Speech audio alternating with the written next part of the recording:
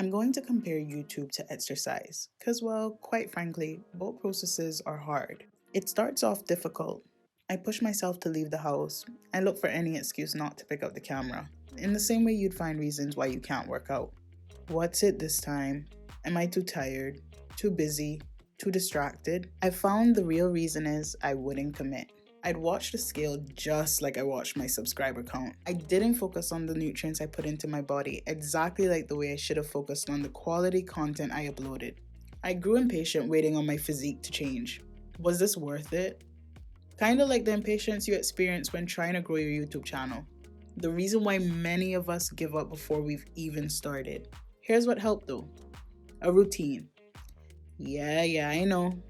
Right? That's it. As a master procrastinator, I tried this routine thing out. I started to prepare the night before. I'd write a video plan and would know exactly what it was I wanted to create and when I'd create it.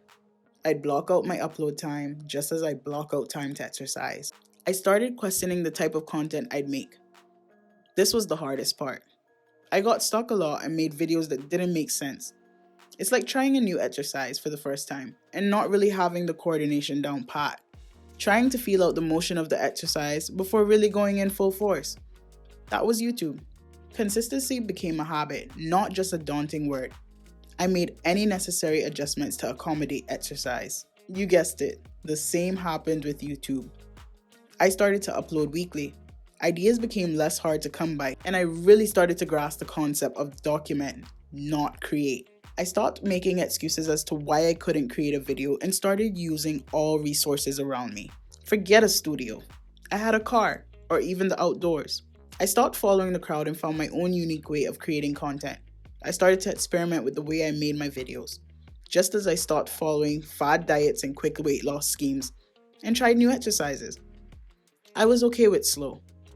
Actually, Slow and Steady started to build a YouTube library filled with content that provided value. Slow and Steady started to define my muscles, both YouTube and physically.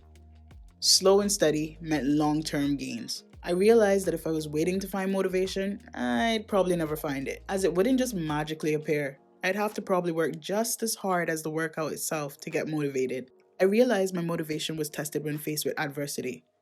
Technical difficulties, issues with audio, or clips that didn't flow. Almost like when I'd be tested with food, I'd have to fight through cravings and bad eating decisions. The biggest hurdle of all?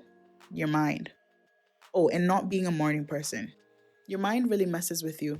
Sometimes it tells you to stop as it gets hard, when no one's watching or no one's commenting, kinda like when you're doing a workout and you're to the point that you want to give up, but you got another 10 minutes to go. Yeah, just like that. Here's what I've realized though.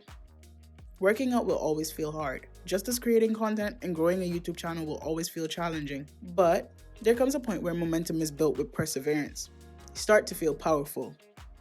You feel really powerful. You grow confidence in your creations, you produce your videos a little faster, you plan a little better, and something just clicks. You're in beast mode.